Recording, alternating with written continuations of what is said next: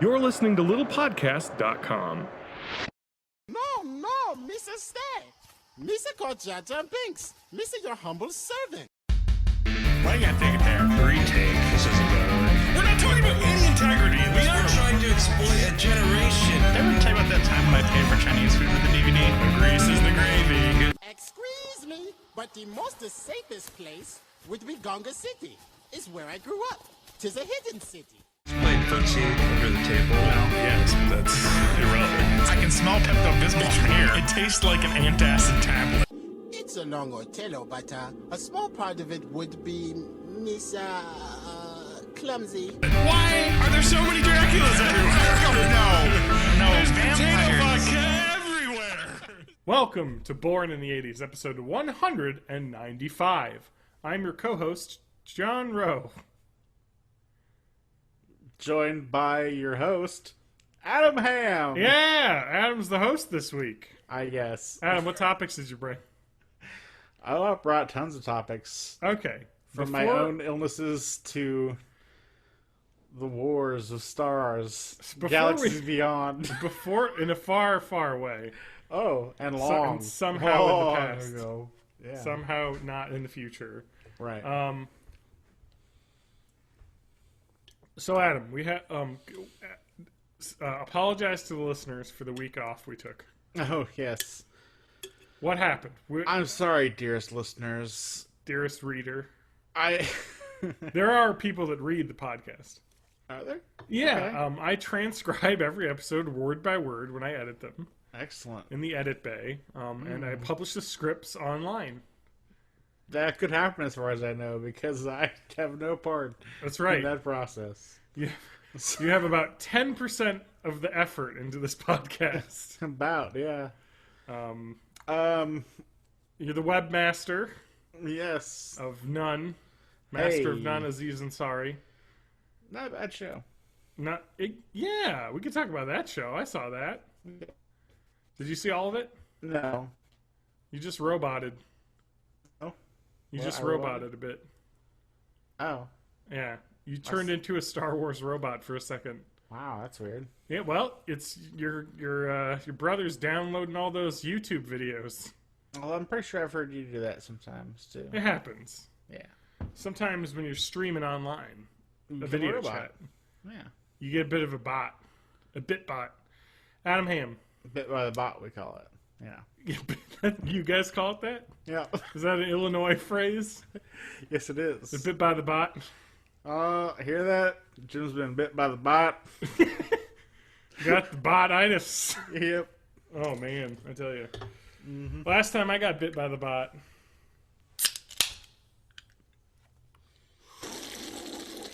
Dramatic pause. Swig of water for the working man. I got bit by the bot. Real hard. Adam, you got bit by a bug. I did. You got the bug, right? No. Okay. I don't think I got the bug. You're being safe? Practicing safe Jedi mastering? Yeah, let's just say that. What I'm saying is you're keeping the lightsaber in a scabbard of some kind. John, you know lightsabers can't handle a scabbard. Oh, it's true. It just doesn't feel the same. Okay. Burn right through. Oh. No, you're not burning, are you? No, so you're burning up. No, lightsaber, it's produces no heat. It really is. You were burning up, right? Oh, I was. With fever. What happened? We took a week off. Adam, Yes. We were going to record. It's all my fault, listeners. I forget why we were going to record. So, I wanted to record Monday, and you were like, oh, man. Oh, man. I was. Just going to have to rain check that because I don't feel up to it. Yeah. Did you take any days off? Or Yes, I did. Oh, you did? You didn't... Oh, yeah. You didn't bring your sick self to work just to not lose the vacation days? I would not have been able to work. Oh, man. Effectively. I haven't been that ill. This year I got that ill when I got a terrible infection that gave me vertigo for 2 weeks. Yeah. That was an inner ear infection, the guy said, probably, and it would go away. And it did. But, yeah, so you had a fever of 103. You're hot-blooded. Yep. Check it to see. Check it to see. Check it and see. Hot-blooded lyrics, looking it up. Adam, while I look that up, you describe. Yeah, so I went into work on Monday. Okay. Feeling, pretty okay. So what did you eat some bad turkey over the Thanksgiving? Don't think so. No. Okay. But I went into work, was feeling pretty okay. But around lunchtime, not feeling great, kind of getting a headache. Okay. Kind of feeling hot and chills-ish. And always a good combo to have both. Oh. Your body's doing something right. Yeah. When you feel hot and cold at the same time. Right. Yeah. And so that just continued to build up until it was time for me to leave. And before I even left for work, I had told my supervisor, I said, heads up, I don't know if you've been seeing me deteriorating in my seat, but I probably won't be in tomorrow.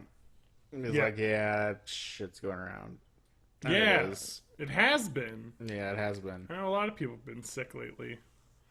So it's that time of year. It's the most wonderful time of the year. Cold and flu season.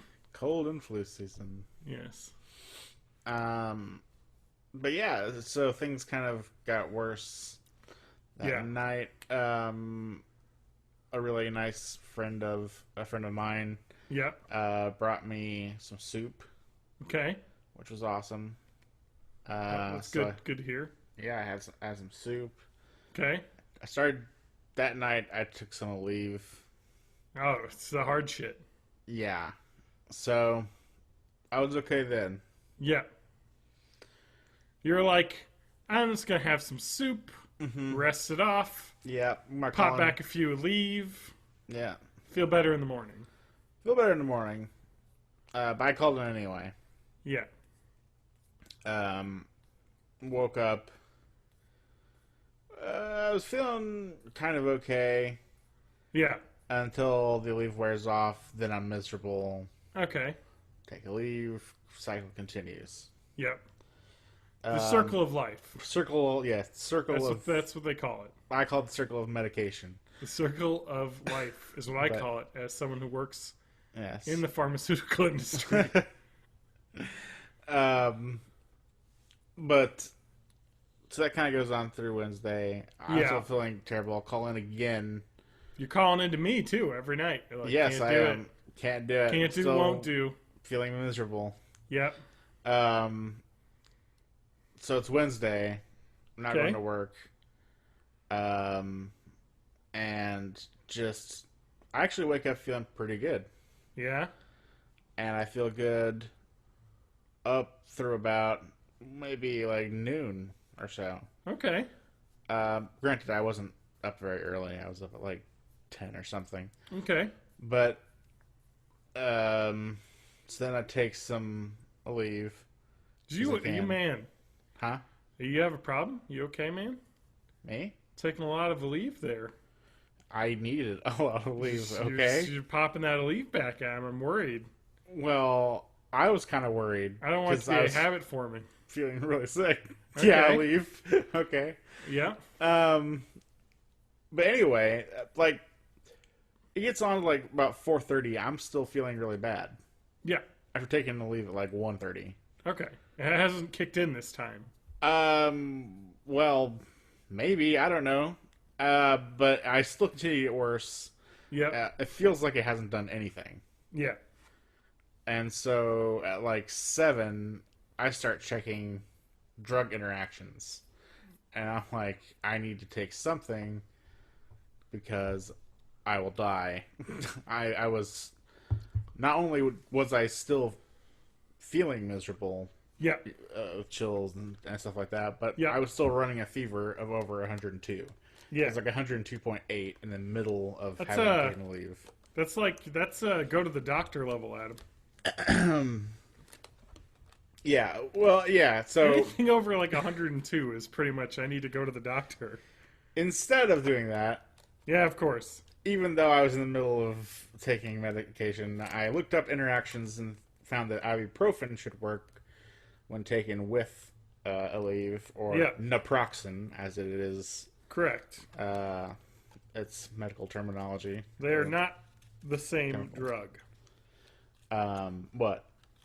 Aleve and ibuprofen, correct. Right. No, Aleve is naproxen, Naproxen sodium, correct. and you can use that with In ibuprofen. conjunction. In conjunction with ibuprofen. So you're doing an ibuprofen Aleve speedball.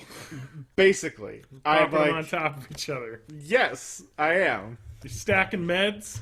I'm stacking You're meds, stacking. and it's working. You're getting swole.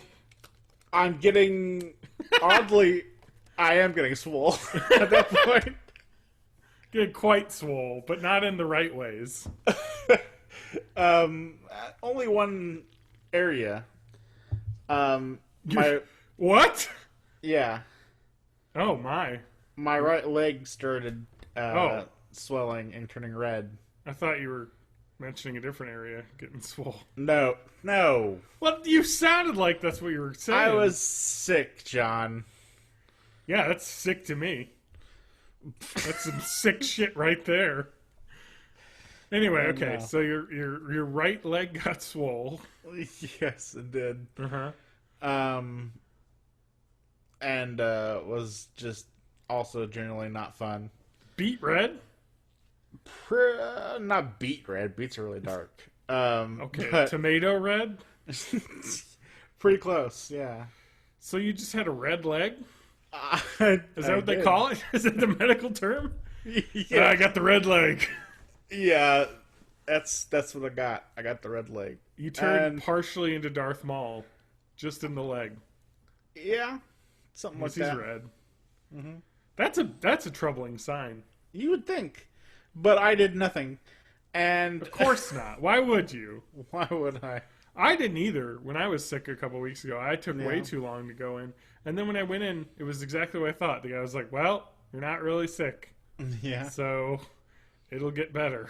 I see. And I was like, all right. Well, at that point, I was feeling really bad, Okay. and I continued to do the same thing throughout the next day. You were stacking. I was double stacking. Still getting high fevers when the medicines were not, Yep. overlapping. When the fever reducers were not in effect. Yes. Uh-huh. And around that time, I was thinking I'm really gonna have to go in on this. I've done all I can. I stacked, got swole. Yeah, exactly. I'm at my That's what limited else to do. capacity Right. to medicate. Yeah, I thought I can't do anything else. Okay. I need to call in the big guns.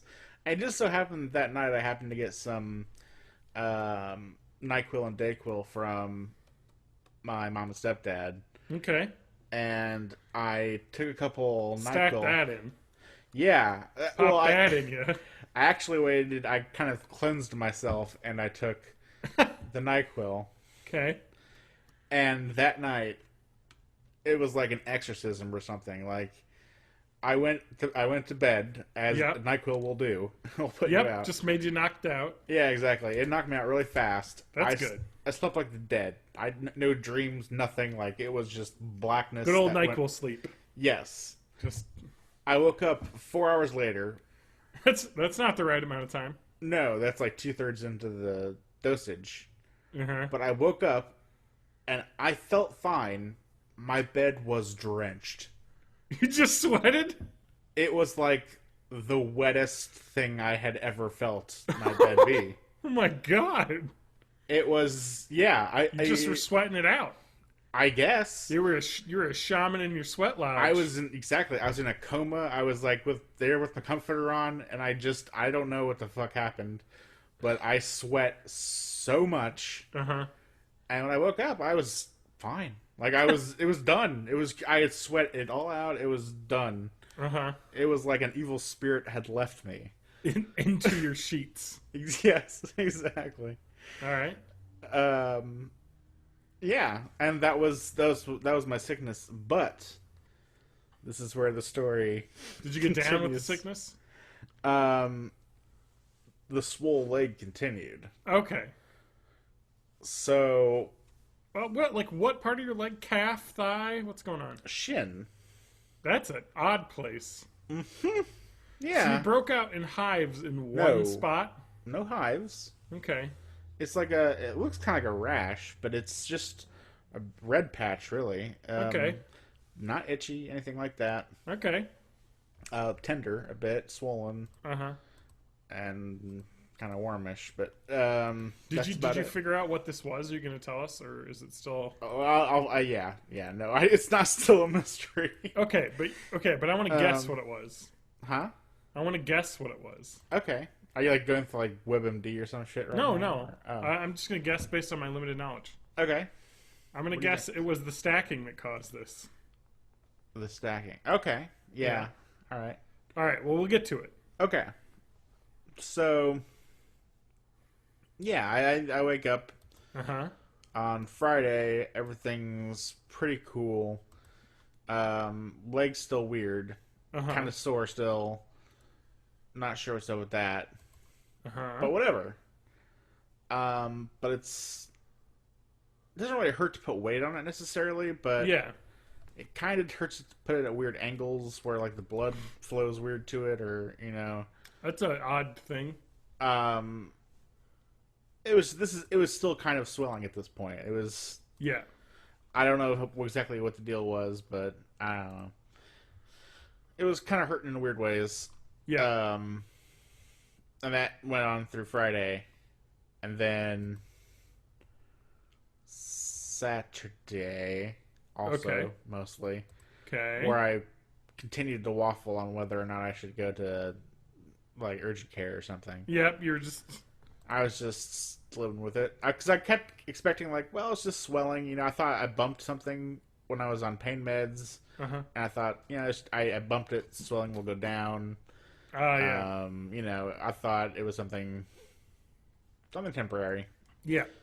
But as the days continued, I began to get more and more concerned. Uh-huh. That I should probably talk to somebody about this. So, Yeah. I talked to my mom about it on Saturday Yeah, night. the licensed professional doctor. She's actually spent some time in hospitals and stuff. And Okay, that's true, actually. She does have some hospital experience. Yeah. No real medical knowledge, but yeah. Yeah. But yeah, she looked at it and hazarded a couple guesses, but said yes to you need to have it looked at because worst case scenario, not likely, but it could be like a blood clot or something like that. Yeah. So, I went to work on Sunday, and then went to urgent care that night, and they diagnosed it there. My mom was actually right in her guess. It was something called cellulitis, which is basically just a skin inflammation. And it happens when you get a cut or scrape, and bacteria gets inside the cut or scrape, like staph or strep usually, and then that infection infects just that area as opposed to like getting staph or strep respiratory, style. And it can happen to anybody anytime. Oh my god. Yeah, yeah, it's The scary. silent killer. But it's probably like I was sick and my immune system was down, or some of my symptoms could have been caused by that. Even I don't know, but but it is like a bacterial thing. So she gave me 10 days of antibacterial stuff. Okay. I think it's cephalexin or something like that. Okay, sure. Get yourself a Z-Pack. No, that's what I need. They used to do those. That's like one once a day for 5 days. Little Z-Pack. Mine is 2, or it's one twice a day, for 10 days. Okay. So yeah, and after that, it should be good. Okay. But on my way home from that, picking up my prescription, Okay. I come back to my car and try to start it, Uh-huh. and it doesn't fucking start. Oh, I'm liking this. You got your car is I thought you got all the problems fixed in that. I did too. Okay. So after worrying about it for a while, Uh-huh. I call my mom and stepdad, and they're like about ready to head out to eat. So they decided to eat at the place like basically right next to where I was stuck, and they give me a jump, which actually gets things up and rolling again. Apparently, it was my battery that had somehow gotten really low. I haven't had any problems with it since then. It's been fine. It's started up great. Okay. But man, I was about ready to. It was like flip shit. Yeah, your problems were stacking. Yeah, they were stacking. This has not been a great week for me. This has been a pretty shitty week overall. No, pretty shitty. Yeah. But, I can't complain too much. You can complain too much, I know. I've been listening. Okay, sorry. Adam, I'm sorry to hear that. Yeah, that's the story of my sickness. So sorry, everybody. That's what was happening. That's good. I wanted to know. Yeah. I care. Good. I'm glad. I care. Thank you. Do you care? I do. I care. I care. All right. So, that sounds awful. Yeah, it was. So there's nothing good about any of that. No. Don't get sick, everyone. I was a lot of the time I was pretty miserable, like feeling super hot and I hate feeling chills. Oh, I know. Chills it's are like the worst thing ever. I know. You're just like, I'm sweating and I am ice cold. I know, and I cannot get warm. Okay. But also, like, weirdly, I didn't eat a whole lot during that. Yeah. But sickness is hardly anything makes me nauseous. Yeah, I don't get nauseous either. I even hardly when I'm ever sick do. Usually. I will say that hypothetically, if one were to partake during a time of sickness, they might want to do it when their medication is in effect. Because if they choose to do it elsewise, one whiff of some kind of hypothetical herb might then cause them to almost instantly want to throw up. Wow. You're being very hypothetical here. Yeah. That sounds not like a good idea. I think it's actually a pretty good idea most of the time. Okay. When sick, even. Okay. Unless it's like a lung thing. Probably. Yeah, like a cold or a flu of some sort.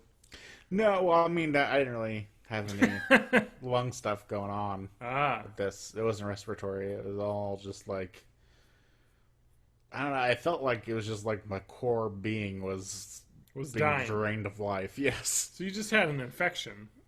Maybe. I don't know exactly what it was. I had something. I'm sure it was the same thing that was your leg. Well, but the leg didn't really show up until Wednesday when I started feeling bad on Monday. Yeah.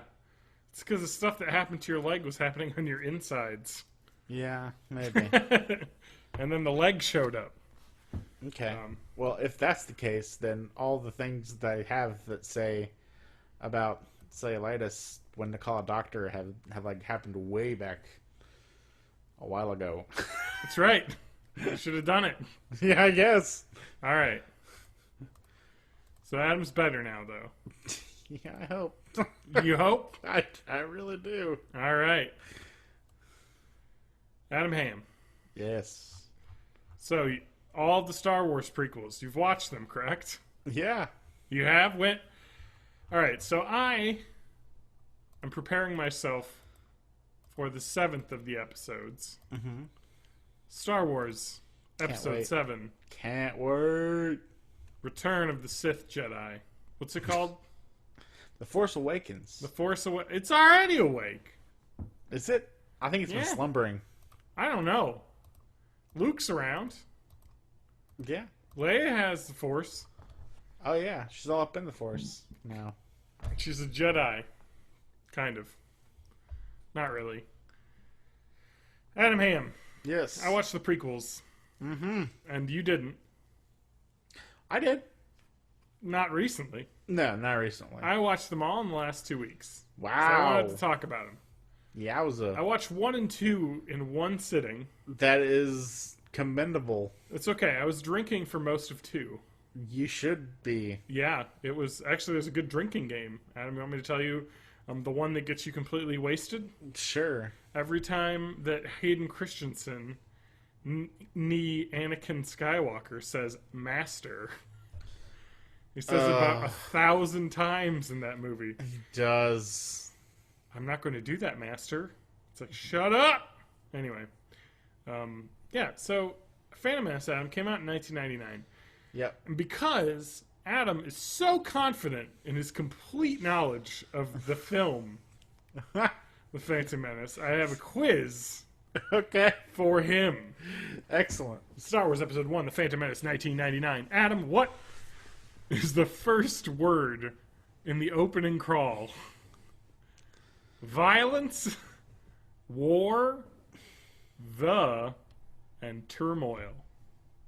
I think I know this one.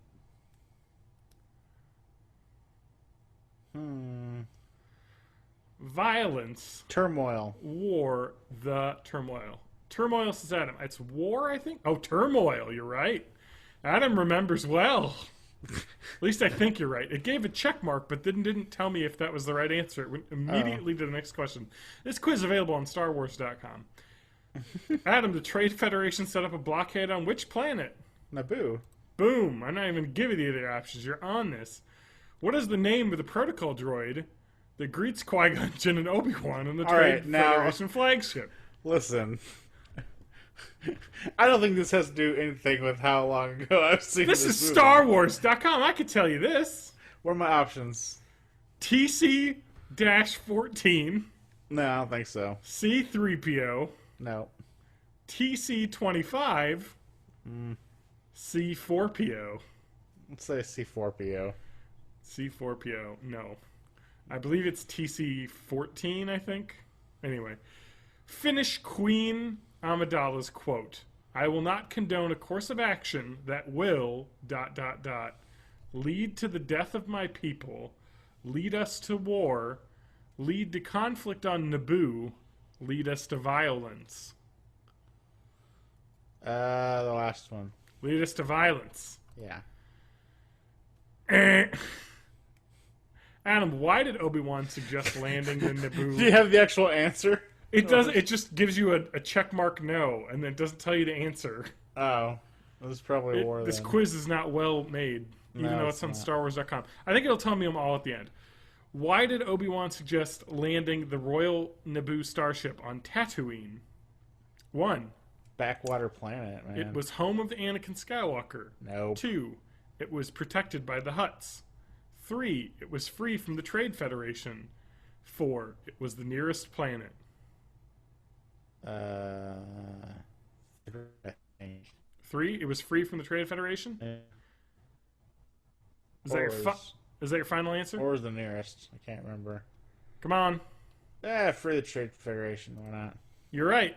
It's technically all of the last 3. I was gonna say, like, all 3 of those sounded pretty Because they good. mention in the movie, they're like, the we could go Hutts? there. Yeah. The Hutts are there. The Trade Federation won't mess with the Hutts. Mm-hmm. They're not there. And also, it's pretty close to where we are. I believe that was exactly why they went there. But apparently, the Trade Federation not being there is the most important one. On which planet's moons does Anakin say the angels live? Oh my fuck. Diego, Camino, Cloud City, Felucia. One more time. IEGO. I don't know how to pronounce that. There you Ego, Igo, Camino, Cloud City, and Felucia. Felucia. Felucia. Felucia. Let's say B. Camino? Yeah.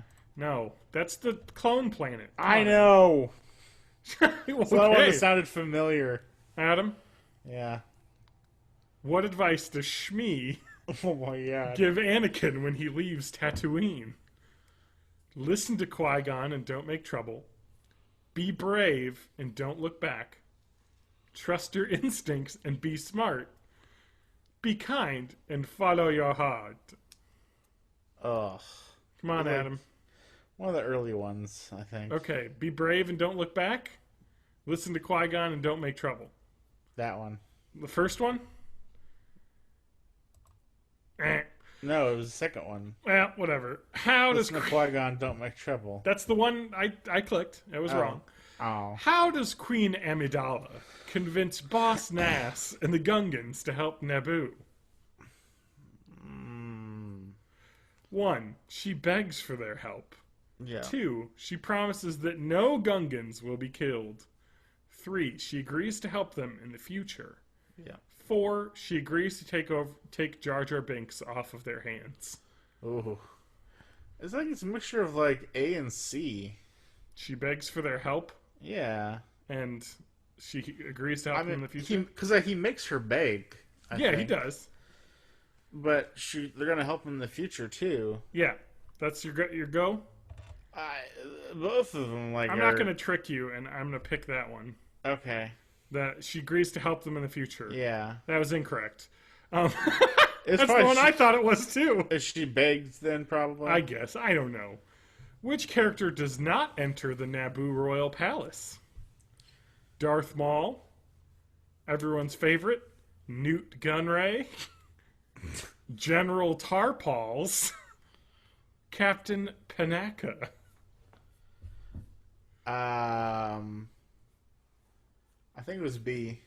Newt Gunray or General Tarpals?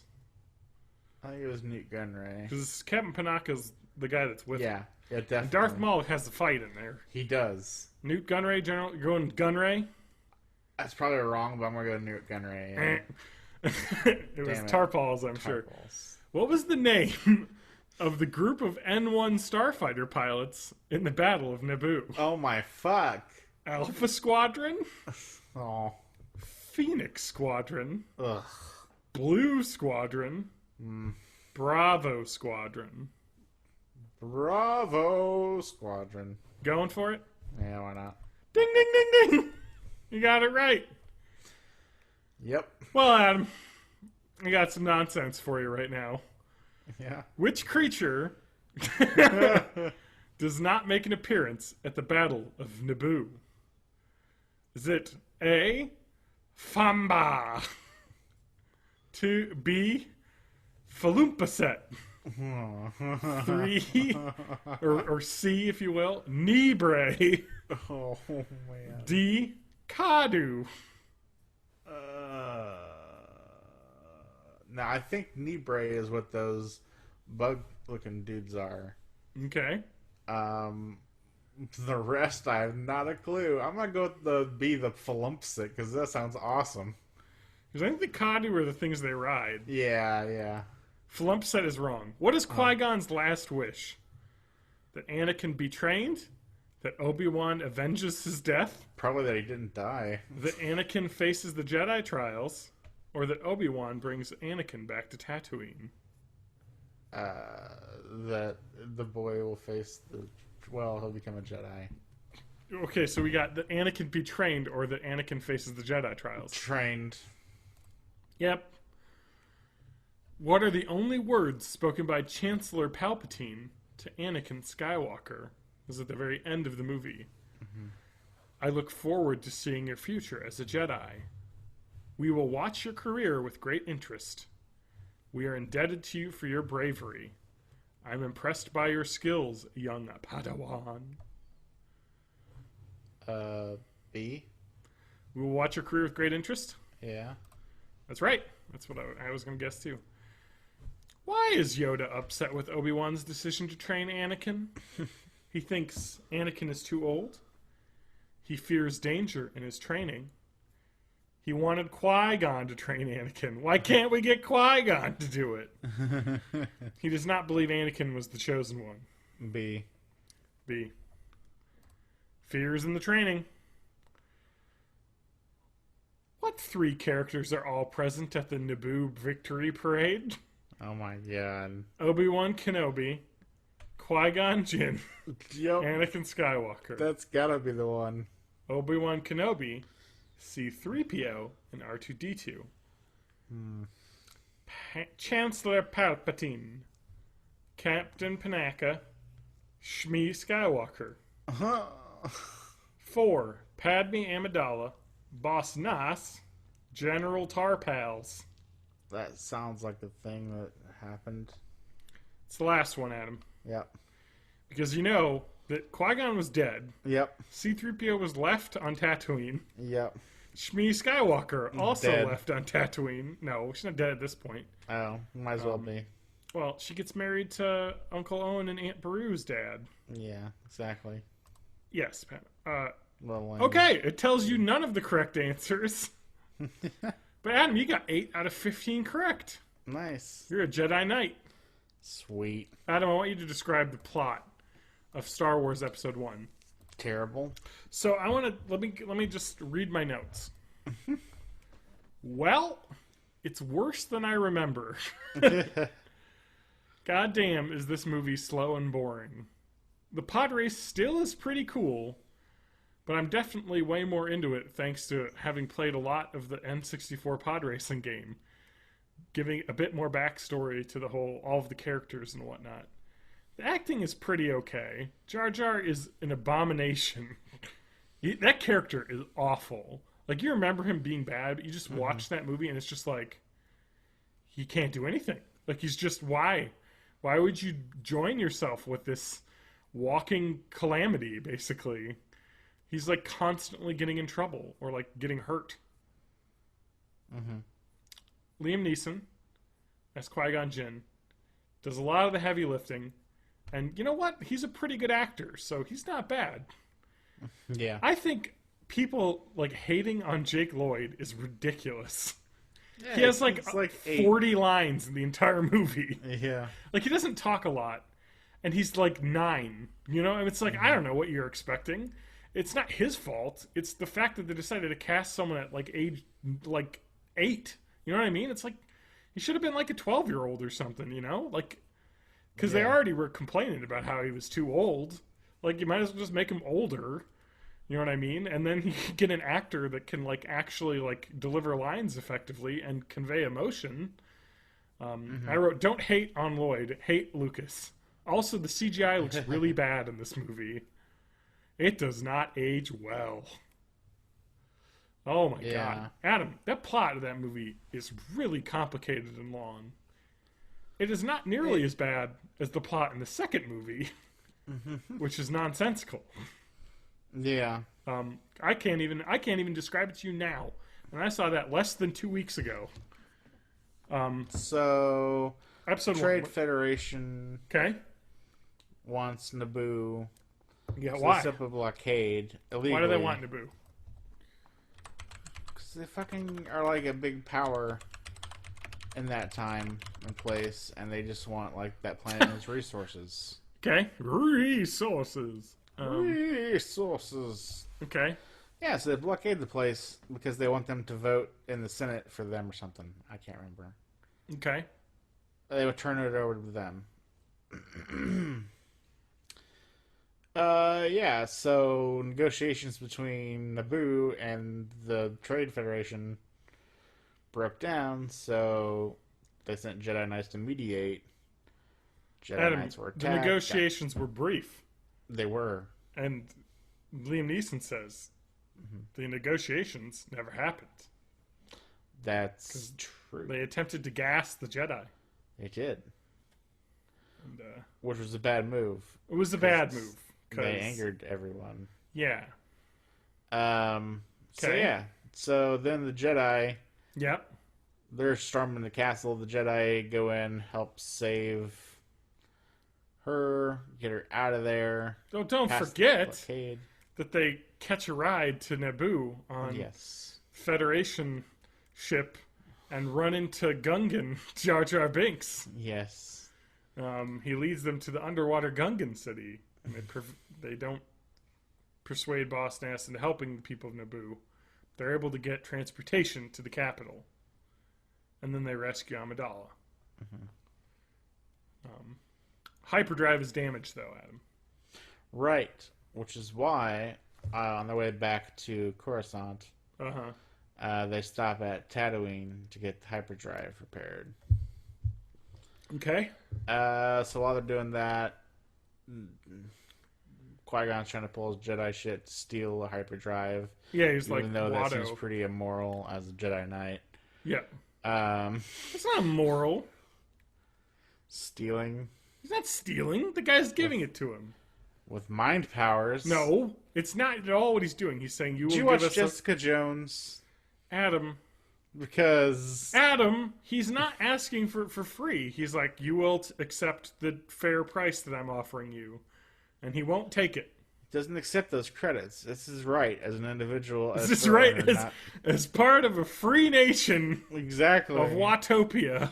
Of Huts. Of the Huttopia that he won't take Republic credits. Exactly. Okay. Fuck the Republic. Wow, Adam. And the harsh police. Words. Yeah. Okay. Well, the Republic is pretty bad because they vote to turn the Sith Lord into the Chancellor. Yeah. Anyway. But anyway, in the place where he's trying to get the hyperdrive and he's trying to whatever, he finds a slave kid. Slave boy. Yes, a slave boy. A little boy. 9-year-old boy. Takes a liking to. He does. He likes the boy. And Liam the Neeson boy is interested in the little slave boy. Yes, he is. Is he ever? Yep. The boy displays some unique gifts. Yep, he does. Unique gifts. Yes. Beyond his years. All right, then. Indeed. But... okay. He offers some suggestions on how to get his weird fly boss to give up the hyperdrive via betting on these pod races of which he's a part, and I guess does some promotion for, apparently. I don't know. So yeah, Qui-Gon decides to make a deal with the weird Italian fly man. Okay. And for the boy and the hyperdrive. So he wants the boy. He wants the boy. Okay. So he bets the boy and hyperdrive on a race that the boy says he can win. That's right. Now, the pod race. I want to get to the boy. Yes. Why is he interested in the boy? The boy is like the only human who can pod race because he has very acute senses and reflexes because he is force attuned because this stupid movie says no. This is canon. I know. Yeah. But it wasn't until this fucking movie. Well, it's the way the Star Wars crumbles. And I don't give a fuck about midichlorians in any way. Stupid. But midichlorians are a thing. Midichlorians. And midichlorians, Adam. Midichlorians. Yes. Okay, thank you, Vincent Price. The boy apparently has a bajillion. He's chock full of them. It's midichlorians on midichlorians on midichlorians up in this kid. They're just busting out of his seams. They are. Getting all over the place. Yeah.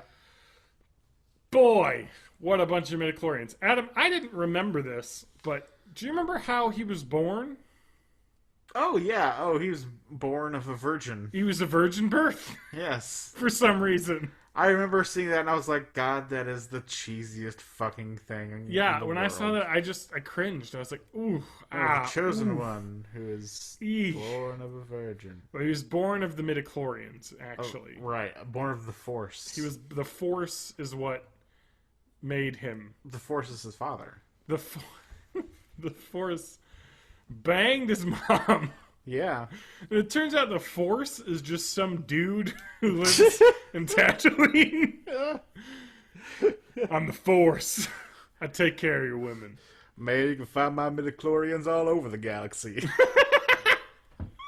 It's just like, he's like Shaft. I'm just imagining like a Shaft. It actually. It's just this is an anthropomorphic Shaft. No, the character Shaft. Particularly, like, what's his name? Yeah. Samuel L. Jackson Oh, okay. as Shaft in the remake. Mm-hmm. Also, so what I'm saying is Mace Windu goes around and bangs people to bore forth children. God, that character's awesome. I love that character. Samuel L. Mace Windu's badass. Yeah. So, Adam, fucking pod race happens. Anakin wins. He does, yeah. And a bunch of other people die. Yep. Because that's how pod racing goes. Yeah, because actually, if you want to know what happens in the pod race, literally everyone but Anakin blows up. Yeah, that doesn't seem like a very good race. No. When almost everyone blows up. No. I do like that. I like the race, though. It's cool. Well, yeah. The tech around it is neat. I like the idea. I will say, of that movie, that and the final lightsaber battle are the two most palatable parts. Yep. Still the two best parts of that movie. Yes. Adam, the rest of the movie's bullshit. I don't want to talk about this movie anymore. It's bad. It is. Padme reveals herself that she's actually Queen Amidala, persuades him in an alliance. Jar Jar leads his people into a battle, and by leads his people into battle means he stumbles around knocking over shit while everyone else is fighting. Anakin gets into a vacant starfighter and triggers the autopilot and flies around. Oh my god, that's like the part I hate the most. Yeah, that part was alright. Whatever. Oh my god, he fucking like hops in this plane by accident. He's supposed to be a child pilot prodigy. R2, this is fucking fun. These are lines directly from the film, Adam. He's destroying everyone on the fucking planet. Out. Well, the control ship. Oh yeah, he flies to the control. Whoa! I just fallen into the most sensitive part of the entire structure. That'll take everything down. What's this? Yeah, he made those noises too when they were firing. They had to edit them out, I hate it. It's like he fucking bumbles his way through. It might as well be a fucking Mr. Magoo movie, not a Star Wars movie. Come on. Yeah, that's kind of like that's kind of the problem. The movie's just like the plot is moved forward by random chance and happenstance. Yeah, exactly. Yeah. George Lucas, right? Mm-hmm. He said Portman was chosen especially for performances in movies like The Professional and Beautiful Girls, which I haven't seen Beautiful Girls. She's in that apparently. Neither have I. It's a main crack in that movie. But yeah, she's really good in that movie too. By really good, I mean she's okay saying the terrible lines that George Lucas has made for her to say. Oh yeah. Because it turns out he can't write very well. Oh no. Okay, so that's episode 1. I'm gonna give that a retroactive review. All right. Okay. 2 out of 5 stars. That is about what I'd give it as well. 2 out of 5. Yeah. Because looking back on it, it's pretty bad. Oh, it's garbage. Yeah. I would like to also mention, Adam. Did you know that in the original theatrical release of The Phantom Menace, right? Yoda was the puppet. Yes, I did know that. In the DVD and Blu-ray release, he's now CGI Yoda. That sucks. I know. I remember they said they were doing the puppet him for the first one, and then they were doing CG for the second and third, but they didn't. Well, they did, but they did, but they certainly didn't. Yeah. Puppet. So I saw it in the theater. I did too. Puppets. I thought I remembered the puppet, and then when I was watching it, I was like, "Why don't he was better as a puppet?" Yeah. But whatever. It's real bad. Made a ton of money. whatever. It's a bad movie, but I think people give it the people give it a lot of shit in the wrong places. Maybe. But it pales in comparison to the hot turd that is the second film. Yeah. Adam, what's the plot of the second film? Oh my god. I want you to tell me the plot of the second film. Because you've seen both, right? Yeah. But I can't even tell you the plot of the second movie. You know, I don't know if I can either. It starts out with, like, fucking people wanting to kill... Okay, no. It starts out... How does it... no, it starts out pretty cool, doesn't it? Does it start out when they're on this crazy ship fighting Count Dooku or something? No, that is the third one. Oh, no, that's right. That's way too badass. Yeah. This movie. No, it starts they're probably off... doing some lame shit. Like, what the fuck are they doing? 10 years later... Uh-huh. It takes place. Yeah. The Galactic Republic is threatened by a separatist movement organized by Count Dooku. Yeah. Who you barely ever hear the name of. So this is the villain of the movie, and he's never mentioned, really. Mm-hmm. No, but the first thing that happens is that Padme Amidala wants to vote on a plan to create an army of the Republic to assist the Jedi against the threat. Yes. And she's being bodyguarded by Obi-Wan and Anakin because there's been multiple assassination attempts. Yeah, that's what I was going to say at first, is that they start out with the threat on her life, but I thought there was stuff from before that. Nope, that's it. It starts with that. And they like get into a Coruscant chase. I will say this about this movie. The CG actually looks good. Mm-hmm. The difference between 2002 and 1999 is huge. Yeah. Because it's actually, like, watchable. Can I just say real quick that even if you're a Jedi, doing something like fucking Jedi diving out a goddamn window in Coruscant is stupid. It is. Like, even for a Jedi. Even for a badass Jedi. Like, you know, you could just end up where there's spaces between cars. That shit could happen. Yep. I don't know. Mm-hmm. That's weird. It doesn't seem like a very good Jedi. And do I know how long this movie is? Probably 2 hours and 46 minutes. That's incorrect. How long? It's 2 hours and 22 minutes. Oh, feels like... It's the longest of all the prequels. Yeah? By about 6 minutes. Because I think the other one's about 2 hours 14.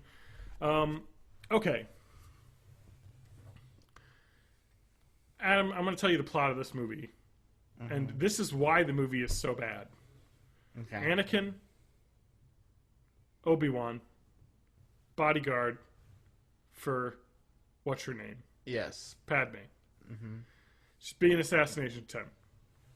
Alright, they're like, we got to get you to Naboo. Anakin, you watch over her and Naboo.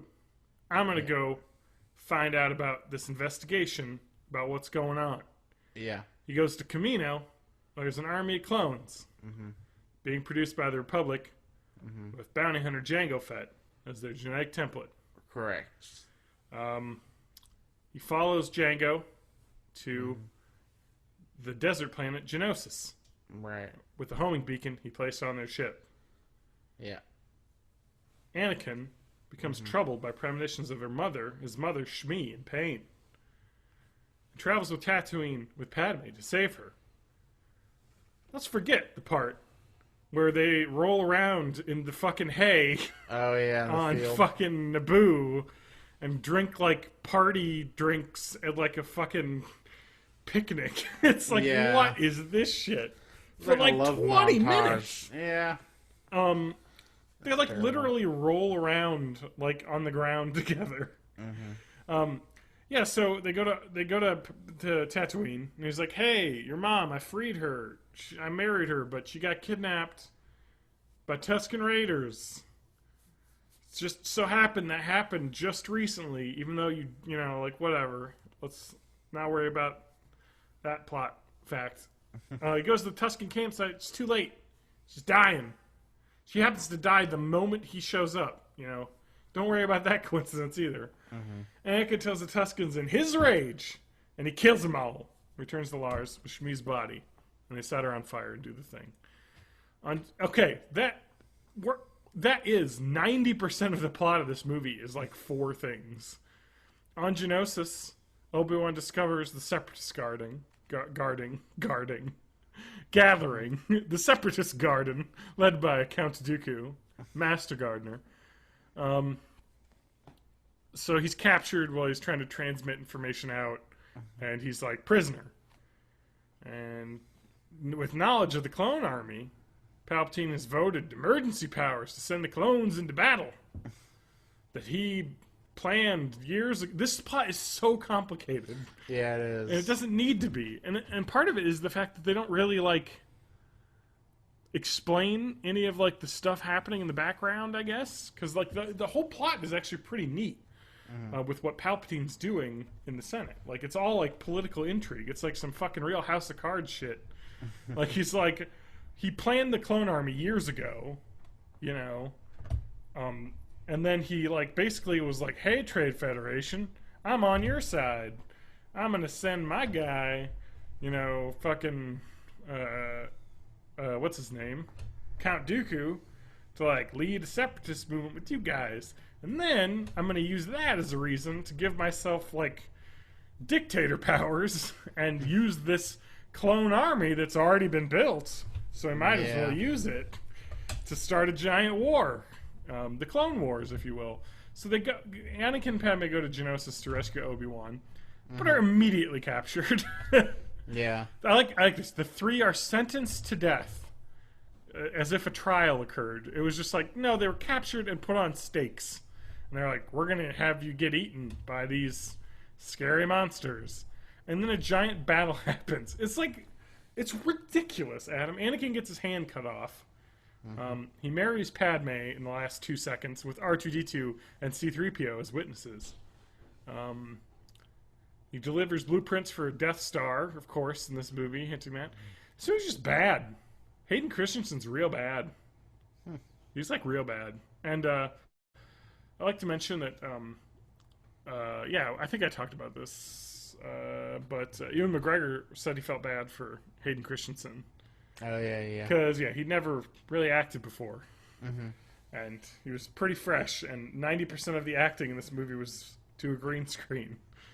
So it was kind of probably pretty rough if you were not way into acting, you know. It's real bad. Was this more... This had generally more positive reviews. 67% on Rotten Tomatoes instead of 60%.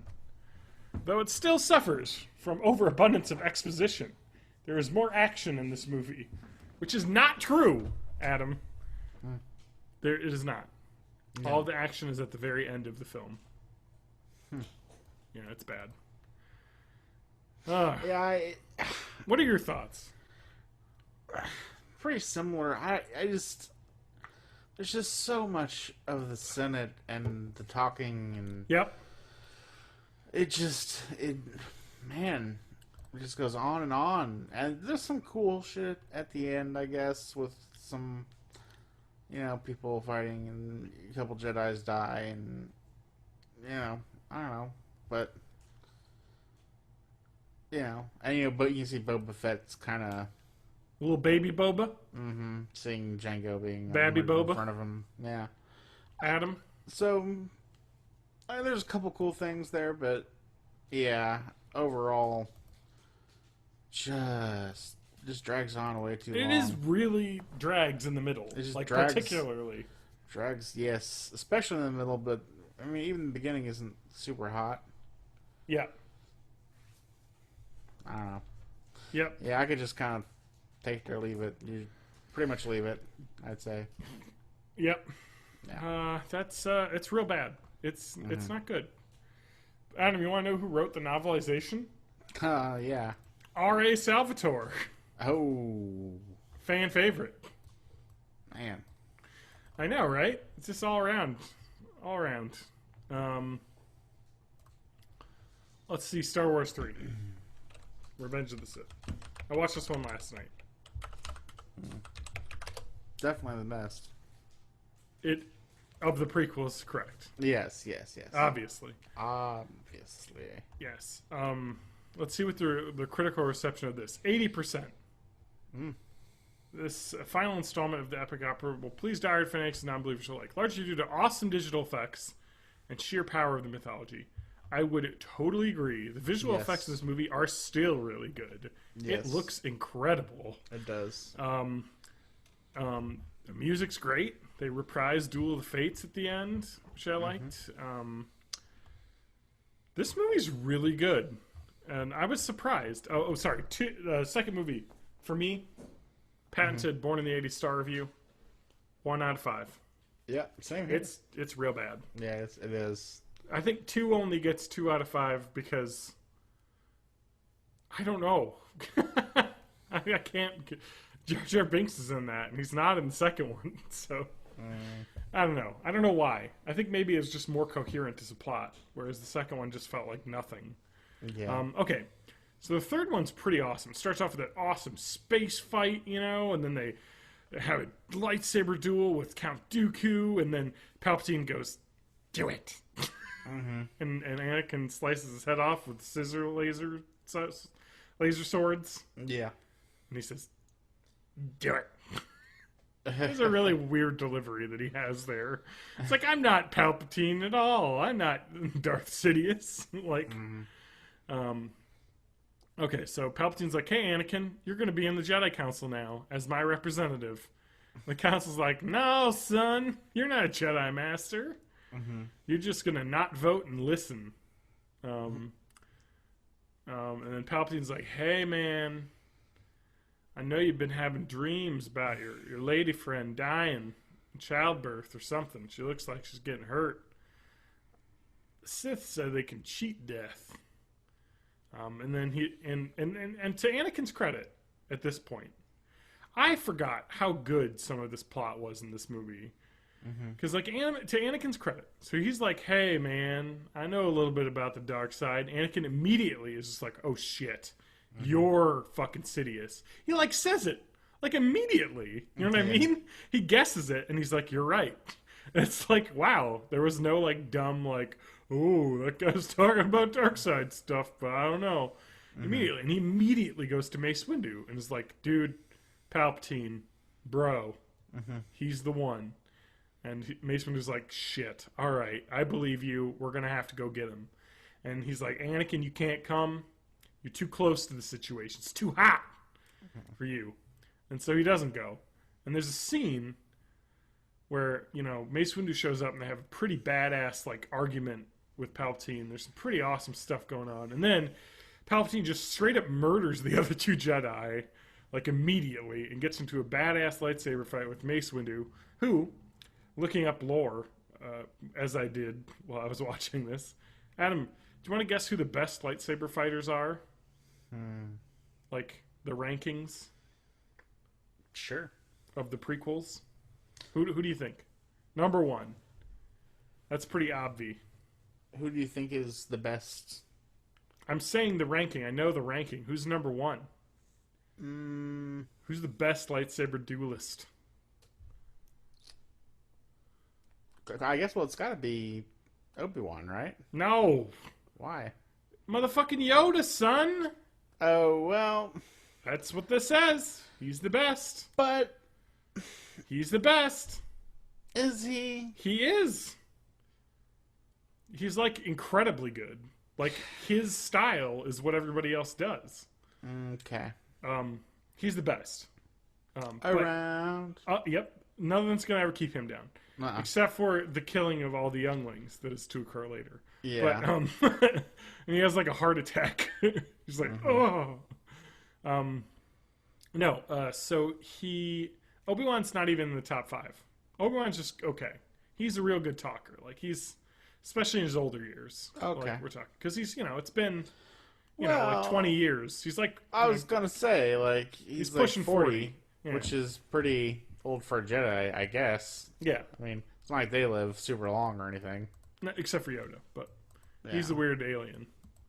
Adam, you know what kind of alien Yoda is? No, I don't. Nobody knows. It's never explained specifically. Green one. He was secret alien. Anyway, he looks like he fits in Dagobah, though. What? It looks like he fits in Dagobah, though. Well, maybe that was... I don't remember why exactly he goes to Dagobah. But maybe that's why he went back there, because it was maybe his home planet originally. But it's never discerned, never told. Number 2, though. Mace Windu, baby. He's fucking badass. Mace Windu and Dooku are like number 2, as well as Anakin in the top 5. But anyway, so Mace Windu and him have like a badass lightsaber fight, and there's actually a really good scene where like Hayden Christensen and like Padme are both like kind of separated, but like looking up at the skyline. He's like, you could tell he's going through his mind. He's like, my wife's gonna die. Like I saw these visions that she's dying. Yeah, you know, and he said he could stop that from happening, but I know he's evil. You know what I mean? And I just sent Mace Windu over there, and I know Mace Windu has the ability to kill him, like, or take him in. You know what I mean? Because Mace Windu is a badass. There's a reason why he sits right next to Yoda. Like, he's a badass. You know, look, everybody, we got a badass here. Right.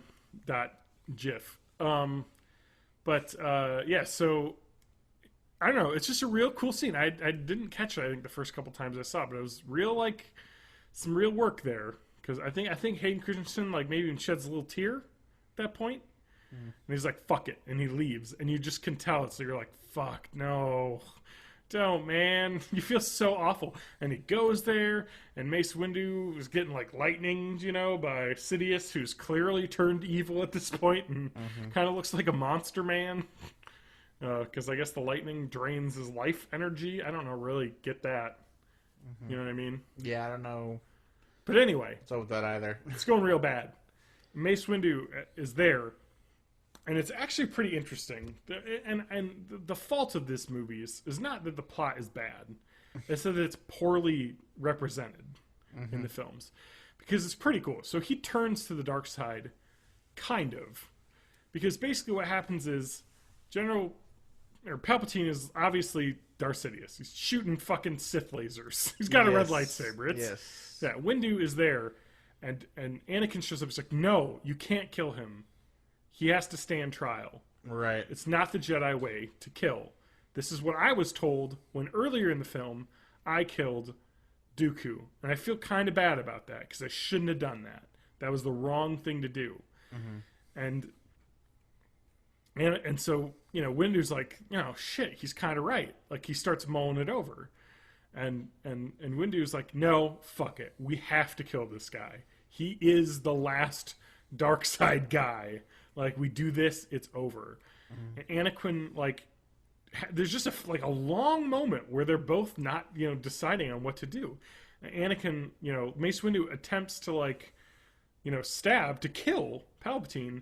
And Anakin, like, goes to stop him, cuts his hand off, right? And he's like, ah! And then fucking Sidious kills, you know, Windu.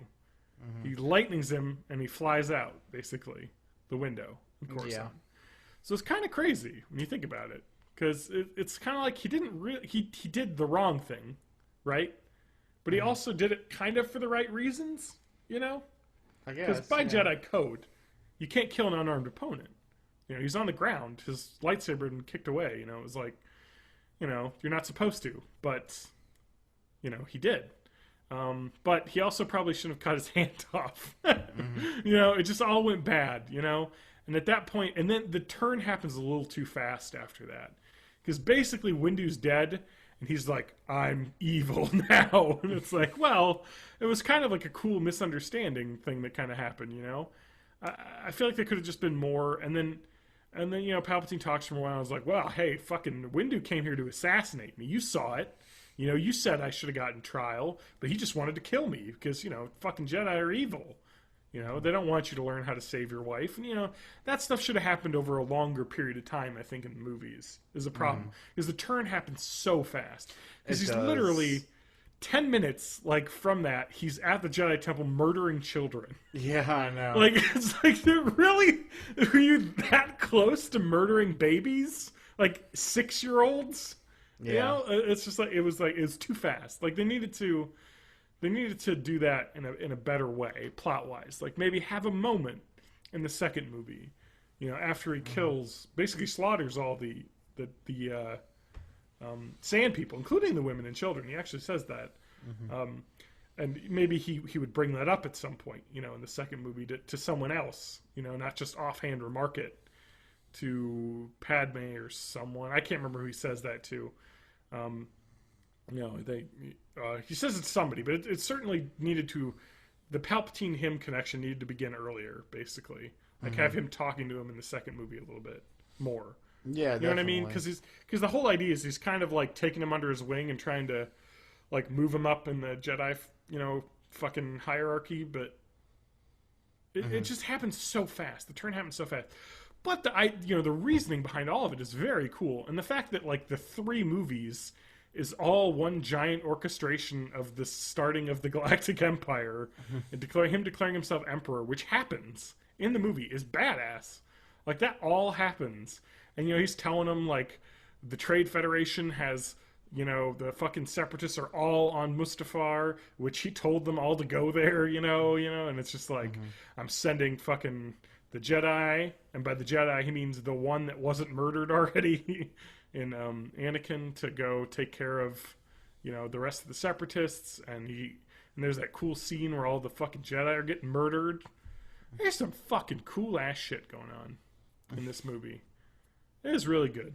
And then there's some real good moments, like the moment when Anakin dies, or not dies, but he's fucking burned alive. Is real like.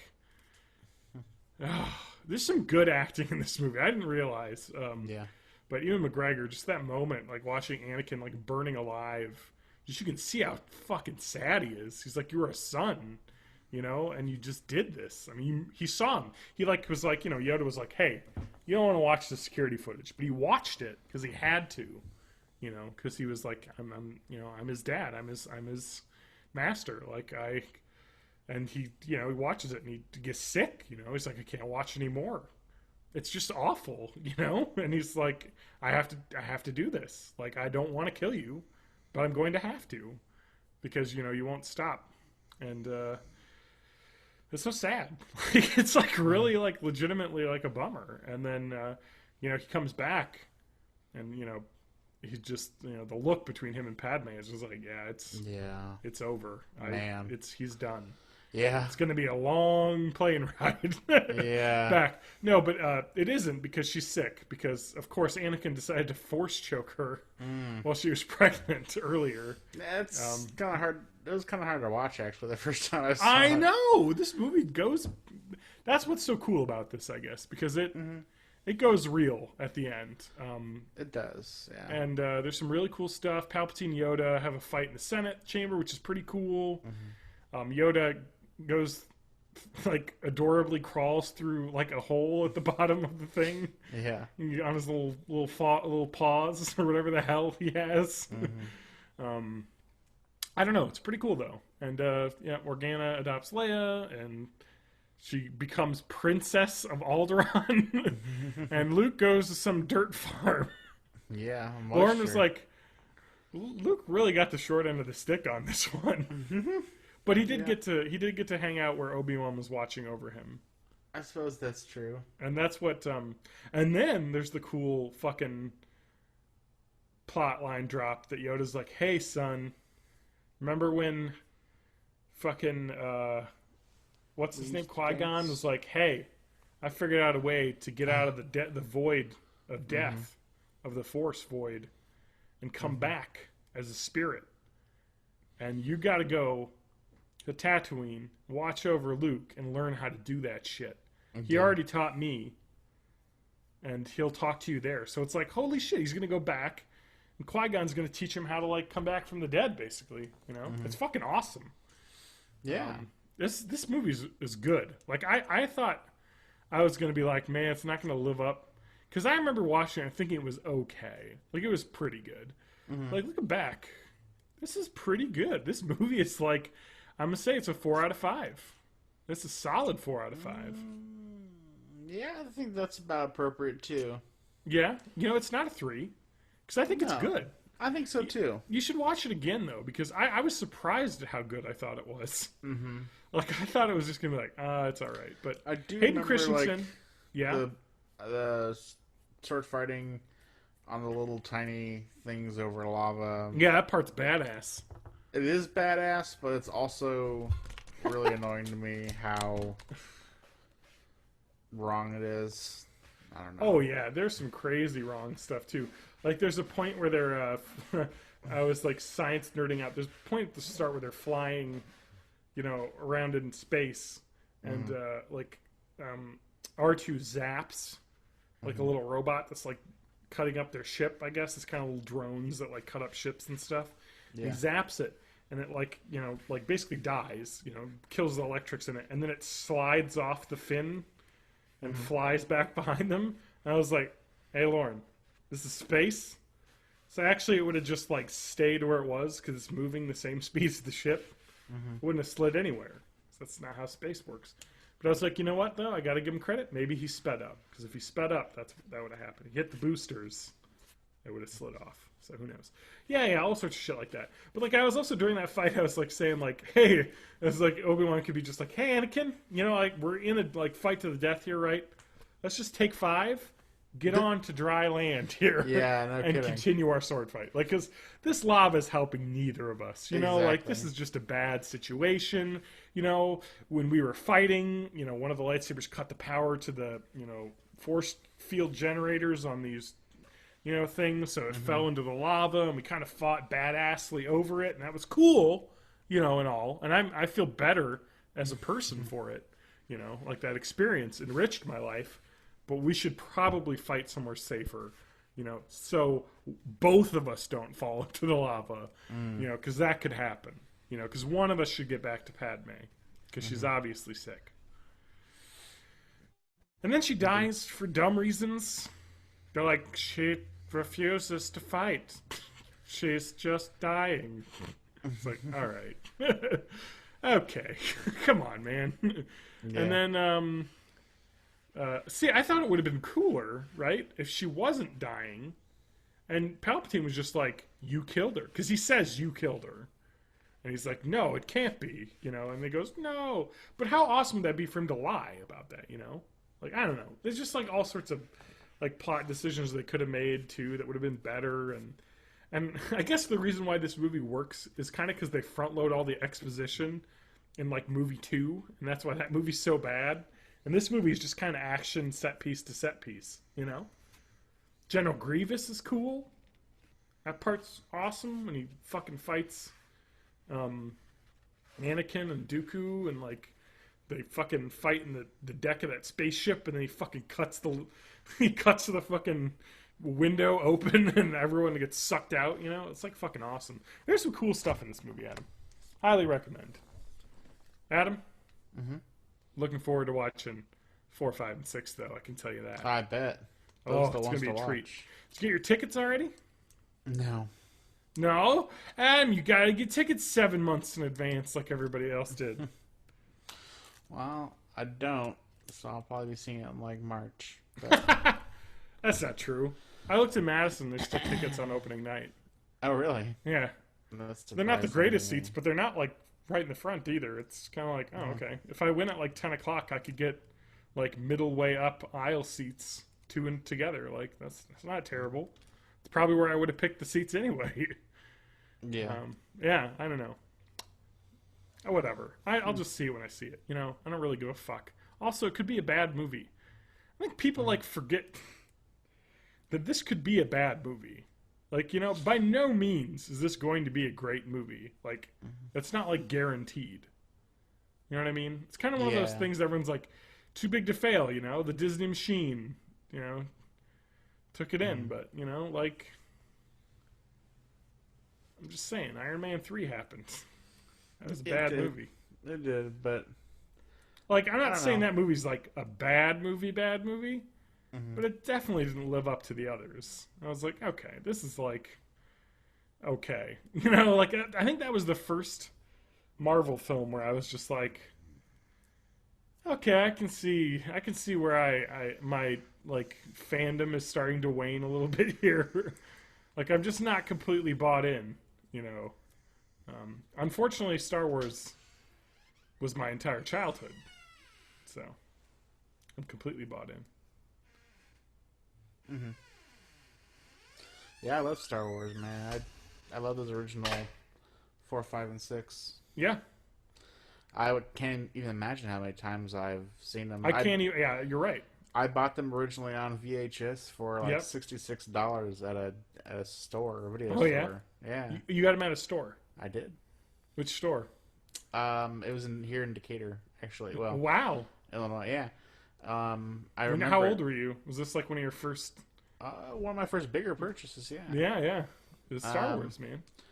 Yeah, I was probably in like 3rd or 4th grade. Yeah. I had all the toys. I had like fucking absolutely everything. I had Hoth playset, had fucking, action figure size, like snow speeder, I just had everything. They had made a ton of micro machines that I was way into. So I had a ton of the micro machines play sets with Star Wars. Like that was like my childhood, It was just playing Star Wars, like making up new scenarios for like the rebel fighters to get into, fighting the Empire. Like I played so much of that. You know what I mean? Like that was my childhood. That was just Star Wars, running around pretending to be Luke, And then now it's coming back now. I mean, I am happier. I don't want to like sound down on the movie before it comes out, but yeah, I mean the fact that it's not being made by George Lucas is really awesome. Yeah, because it was clear from the prequels that he lost his touch. Yeah, I think J.J. Abrams has got this shit. So I mean, I hope. He made how many good movies has J.J. Abrams made? Weird ones.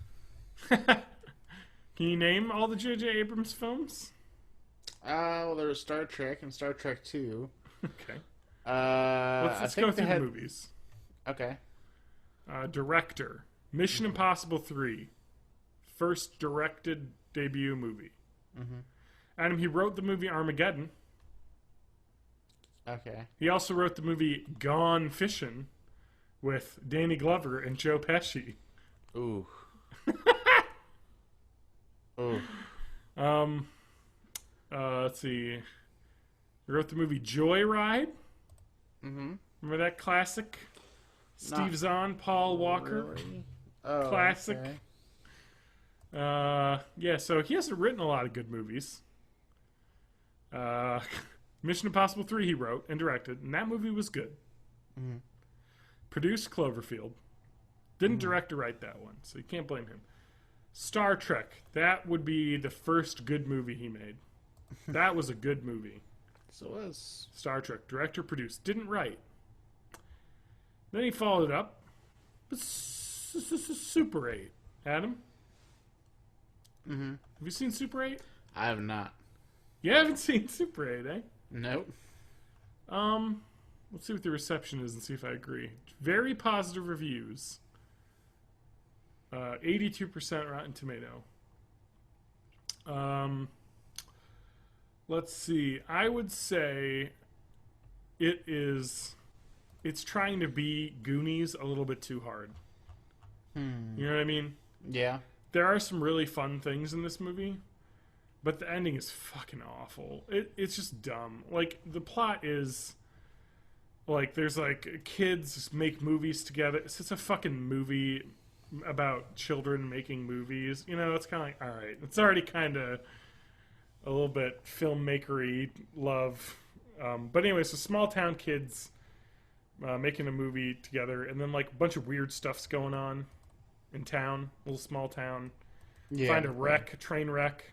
There's a bunch of strange white cubes. And they're like, shit, what the hell's going on here? And, like, some guy's like, forget what you saw, or your parents will get killed. Some crazy government shit. And the fucking, strange events happen. All the dogs run away. Townspeople getting missing. Electronics are getting stolen. It's just like weird, like that. Then an alien comes. An alien is the reason it crash landed in the town. And it was running around in the town. And then it turns into a monster movie as the alien runs around at night, like killing guys, like military guys. Yeah. And then it turns out their science teacher, who had warned them to like stop looking into it, was trying to help the alien Yeah. get off the planet. And then the plot is basically the military wants to kill the alien, but the alien just wants to go home. Oh, of course. Yeah, it's after just it's already murdered a bunch of people. Yeah, exactly. And then the movie actually has a moment where it kidnaps all the kids. They're all being held in like goo in like the alien's underground lair. And there's a moment where like the kid like gets out and goes to the alien, like looks at it, and like the alien's eyes turn from evil to like cartoon baby alien. Like there's a literal moment where the eye changes from like fucking serious monster to like kawaii like cute alien. And it was like, oh man. And they're like, oh, you're misunderstood. Sorry you murdered all these people in town, but let's get you on your ship so you can leave. It's so fucking dumb. And the white cubes are like its spaceship. They got disassembled and they all assemble around a water tank. It's just dumb. You know what I mean? It was too much, too cutesy. It's not bad. Like, it's kind of fun, but it tries too hard, I think, to be something. But anyway, so that movie's okay. It's not bad. He directed that one. Star Trek Into Darkness. Mm-hmm. He directed but he didn't write. That movie's not so great. It's okay. It's okay. I liked it when I saw it in theaters, awesome. But I'm sorry, what? I like Benedict Cumberbatch being awesome in that. I did. He was awesome in that. I think people hated him for some weird reason. It was okay. I liked it, but like thinking back into it, it's kind of like I really liked it. I enjoyed watching it, but it was kind of like I really wish they wouldn't have tried to do. I guess I just hated the fact that they were like, "This isn't Wrath of Khan, people," and it was exactly that. Mm-hmm. Like it was like, okay, just say you're remaking Wrath of Khan. Let's see here. Star Wars: Force Awakens, next movie. We'll see. Hopefully, it's good. Mm-hmm. Yeah, I think so. I hope so. And we've got episode 8, directed by Rian Johnson, Adam's favorite director. Mm-hmm. Director of Brick. And Looper. Some filming's already been done for this movie. And second principal photography begins in March. Scheduled for release in May 26, 2017. And Luke Hamill said he's going to be Luke Skywalker in that movie. So, I'm excited. And then episode 9 is being directed by a terrible director. So, M. Night Shyamalan? Nope. Colin Trevorrow. Oh. Do you even know who that is? Not really. Well, he directed Safety Not Guaranteed. Remember that film? Nope. That was based on the wanted someone to go back in time with me. This is not a joke. You get paid after we get back. Most bring your own weapons. I have only done this once before. Safety Not Guaranteed. The classified ad that was on the internet. I haven't seen it. Yeah. Anyway, just I don't know. It's got Aubrey Plaza in it. Mark Duplass, Jake Johnson, a couple people. Apparently, it's okay. Okay. But small movie. Why do you say he's a terrible director then? Because he directed Jurassic World, which was a hot piece of shit. I see. That everyone loved. No, that is not true. Everyone saw. Let's see. Received praise for its visual score and acting and the direction, but drew some criticism for tone and writing. See, there you go. Direction. You know. All good. It was awful. That movie was fucking garbage. That would be a 2 out of 5 for me. Damn. It was fucking hot shit. Harsh. Let's see. The AP rated the film 2 stars out of 4 and called the film an ugly, oversaturated movie. It lacked the deft sense of wonderment, wit, and suspense that guided the original, which is totally what I would say. And Pratt was awful. I wish he would have been better. I don't know. It was just bad. Adam, I hated it. Let's see here.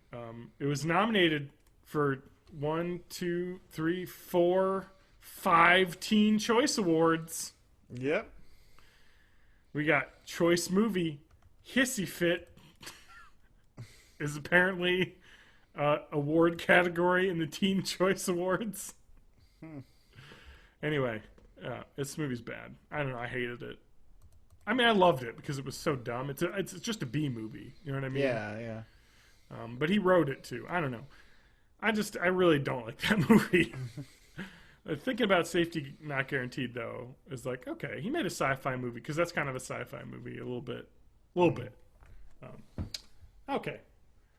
I don't know, Adam. What's your thoughts? What are your thoughts on Star Wars and what's coming up? What is to come? I am hopeful. Shall we die in our beds? No, I think we have an optimistic Star Wars future ahead of us. You think so? I'm excited for Rogue One. Me too. That should be cool. Yeah, that's the story of the spy team that got the original Death Star plans. Mm-hmm. So I know many Bothans will die, but... That's incorrect. No. You're wrong. Many Bothans died to procure the space shuttle that they used to get to Endor in the third movie. And, no, but in the very first one... Nope. Incorrect. You are incorrect. Am I? Yes, it is a huge misunderstanding that everyone assumes. Oh, no. Yeah, they actually, I don't remember what they say about this. I don't think they say anyone died to get this information. I forget. Let me look up the Many Bothans died quote. Many Bothans died to bring us this coffee. I want that mug. What's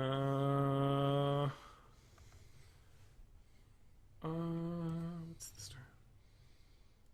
Okay. I think it was the fact that the third Death Star, or the second Death Star, wasn't yet fully operational.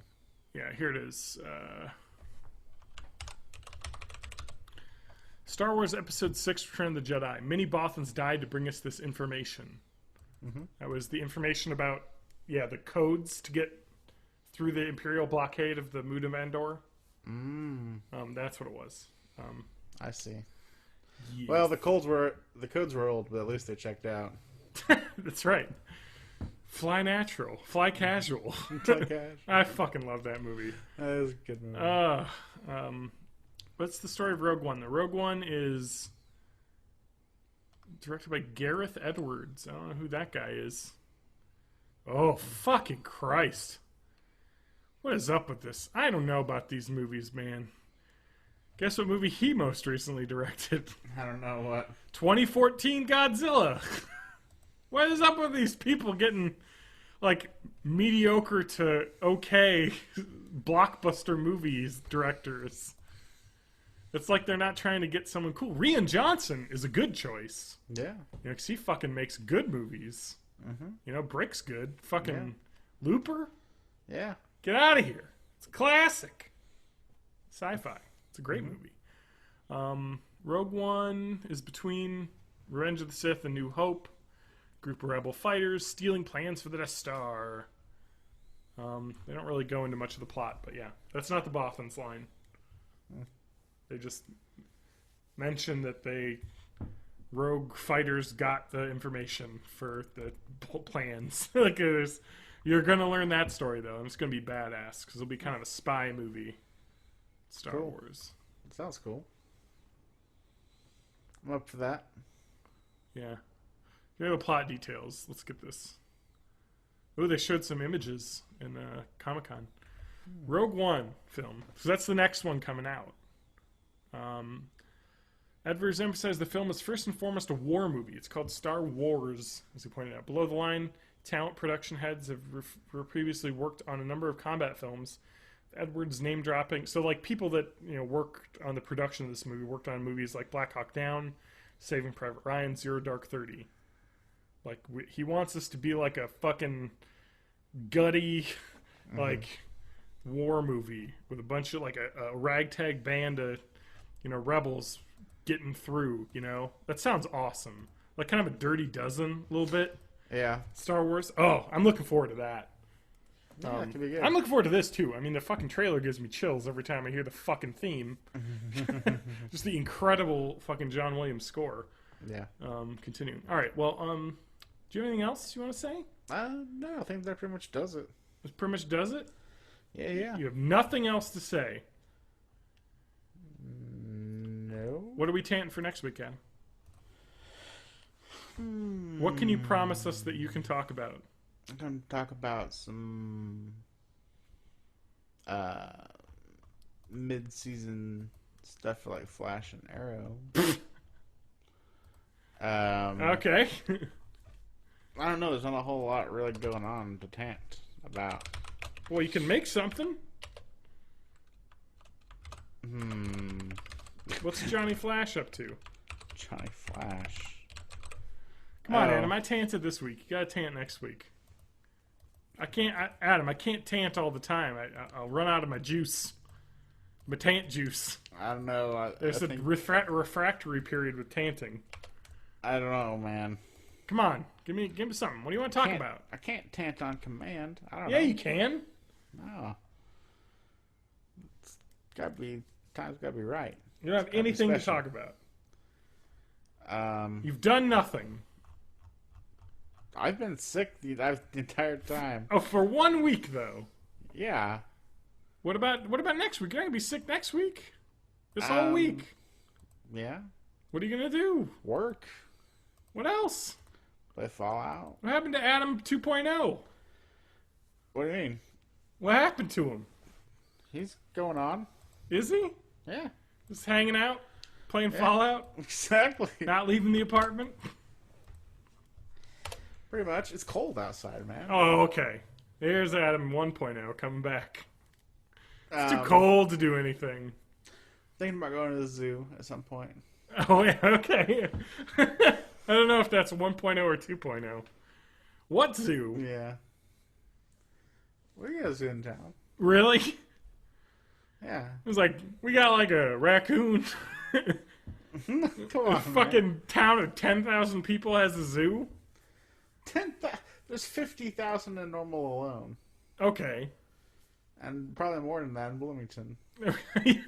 Some indeterminate amount. Okay, well, what's at the zoo, Adam? Animals. What kind of animals you got at the I normal don't know. zoo? I haven't gone to the Bloomington Zoo.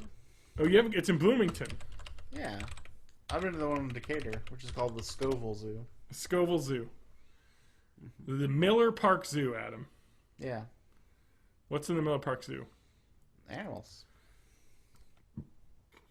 Let's see here, Adam. I'm gonna see what kind of animals you got to look forward to. I mean, they don't have pandas or anything, but they're gonna have some. I don't got stuff. pandas. Adam, the zoo website looks like it was built in the early 2000s. Probably was. Is there a zoo map? Let's see what's new at the zoo. There's a flamingo exhibit. There's flamingos, Adam. Sweet. Isn't it a bit dark? Isn't it a bit like cold and dark out early for the zoo to be even open? I don't know. Is it Open every day, 9:30 a.m. to 4:30 p.m. Shit. Closed on Thanksgiving and Christmas. Adam, so we're going to talk about whether or not you actually go to the zoo. Okay. I want listeners to bet. I might not till after the 15th when I get paid again. I'm going to put like $500 on Adam not going to the zoo this week. I probably won't this week. I might next week. Okay, so you're pre-tanting? It's like a precog. It's like a pre-tant. Yeah. You're pre-tant. Okay. I think I might get some sushi. No, don't. It made me horrendously ill. Ever again. Not from that place. Oh. I don't know. That place made me real sick. Adam, I don't think the zoo even costs anything. Really? I thought it was like $6. You gotta get paid. Get that $6. Come on, man. Man, it's hard out here for a pimp, man. Is it? Yeah. Okay. On my Cadillac and rent money spent. What? Cadillac? About the zoo. I can't hear anything. Clearly you don't. Haven't heard the "It's Hard Out Here for a Pimp" song. I can't, yeah, I haven't. All right. Adam? So, you got nothing planned for next week? Nope. I can't chance anything either because I really honestly don't know. But I will come with hot fire next week. Spitting hot fire. I will be spitting hot fire at All right. I have clicked to open the Miller Park Zoo Master Plan October 2012 Yeah. .pdf on their website, and Excellent.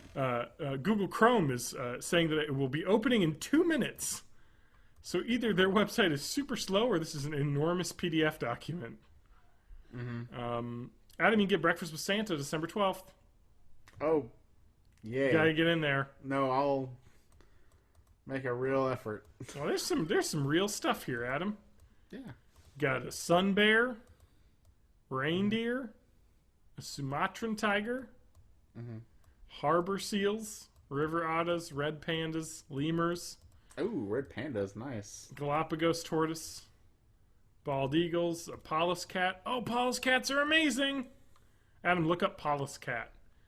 Pallas. Pallas Oh, like cat. the god?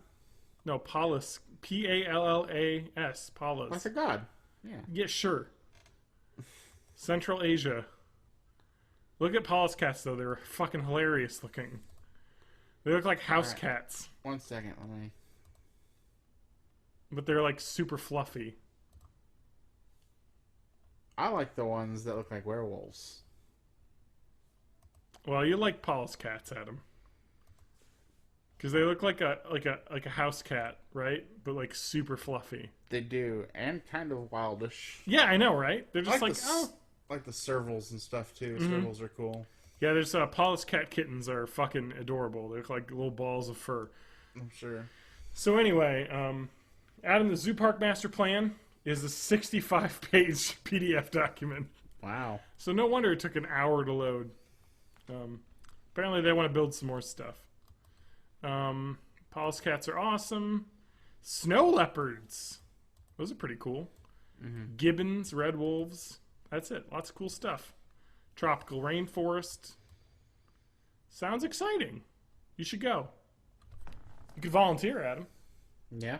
Feed an otter. I'd love to feed an otter. Hey now, I'm not getting into your personal life.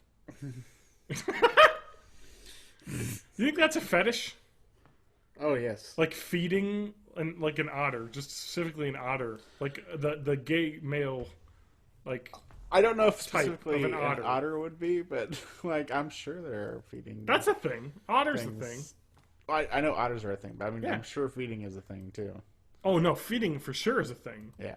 You don't look it up. Whatever Okay. you do not look up feeding because it usually involves like a 100-pound man feeding KFC to a 700-pound woman. It's like a legit fetish. It's kind of gross. To me, Yeah. you know, it's not my bag. So Adam can't. Okay, it's hard to be a pimp. Adam, Yes. you have anything else you can give the listeners for next week? You survived death, and what are you going to do? Play Fallout 4? Well, yeah. Isn't that Are you what going to else? play Fallout 4, or are you going to watch someone play Fallout 4? I've played for over 50 hours at this point. Oh wow! Yeah. What? Okay. Let's So- talk. We'll talk about Fallout 4. Yeah, there's a tangent. We'll talk some more about Fallout 4. Okay, that sounds good because now it sounds like you got into the meat of the game. Because I've probably played 50, 60 hours as well. No, I haven't gotten the meat of the game, but yeah. But well, okay, but 50, 60 hours is meat enough. Okay. What story part are you at? I just beat Kellogg and That's where I am too, though. Look At like through his 50 hours. looked through his brain. I did that too. I just finished that mission. And me too. Oh my god, we're in the exact same spot. That's incredible. That is incredible. Great minds think alike, Adam. All right, what's your word of the week? Um, Adam Ham's word of the week. God. for Tesla. Okay. Yes. What about Tesla? He's with a man and a coil. And I'm pretty sure a unit. Pretty badass. If you ask Okay. me. There you go. Adam's Tesla. got it.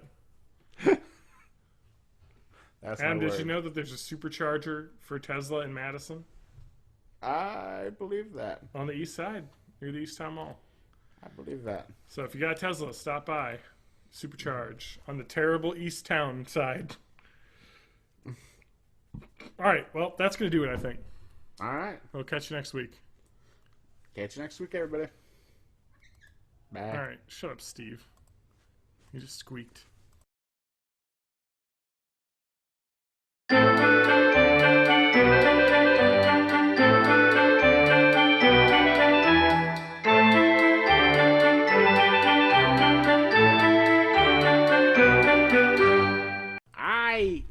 All right, what's up? You want to dish your secrets? Dish my secrets? Yeah, now that the recording has started. Did I have a secret? Yeah. The secret of your success. Hey! Starring Michael B. Fox. Yep. That's his name. Don't wear it out. Seriously. He's in bad shape. Oh. You don't want to wear it out. Oh. So, Adam, Yeah. how's it been? You ready? Got your topics? My topic is death, sickness. Okay, Mostly. death, sickness. Let me just get the toppings list up. Let me just log into the toppings. Let's see all the things Adam added to the Google Drive. Adam doesn't use Google Drive anymore because he's a race trader. I think you're the original race trader because we used to use Evernote until you just Evernote is stopped not a using race. That's because Evernote was a piece of shit. I disagree. I had to log in constantly. It had like a 3-day like auto logout thing on my phone. And I was like, this is dumb. It's my phone. You should authenticate. Byte notes. Oh, it looked weird because there were so many notes that I put in Yeah. that Adam put 0 in. I even titled mine with my name, Wow. and I didn't. So I also prepped yesterday by watching Star Wars Episode 3. I can't locate them. You can't locate them, Adam. Like where to watch them, yeah. So I believe we watched a lot of movies that you didn't own last time I was visiting. To going underwater, okay? I might warning you, Gungans no liking outsiders, so don't expect a warm welcome. You should follow me now, okay? Me suppose maybe one or two little bitty accidentes. This is lovely. No again. The bees hereabouts call Wazy. My tongue is fatted. My tongue, rabbit. Rabbit is rabbit. My marriage. Come on, Eddie. This is nuts. It's a no have a booba.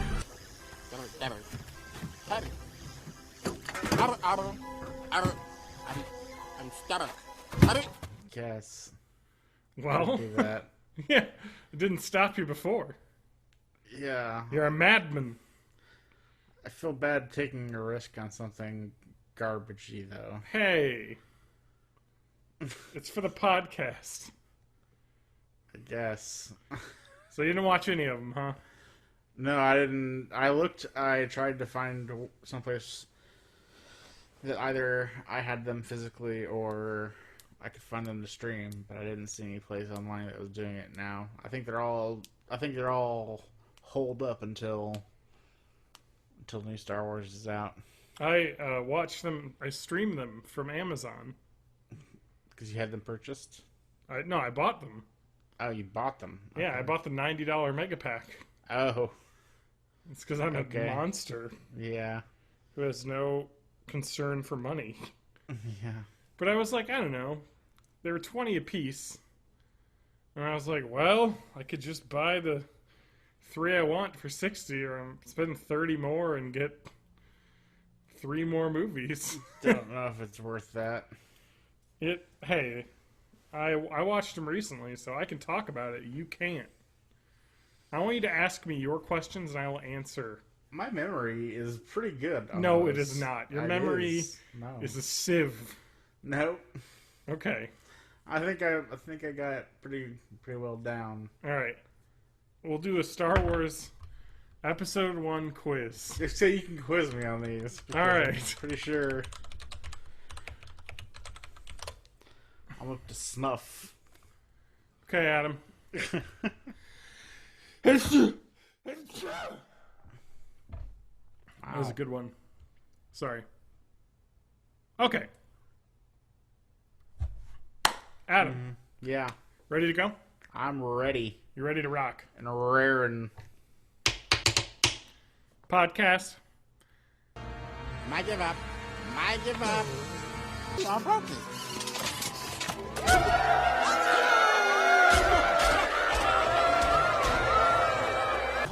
My tongue is rabbit.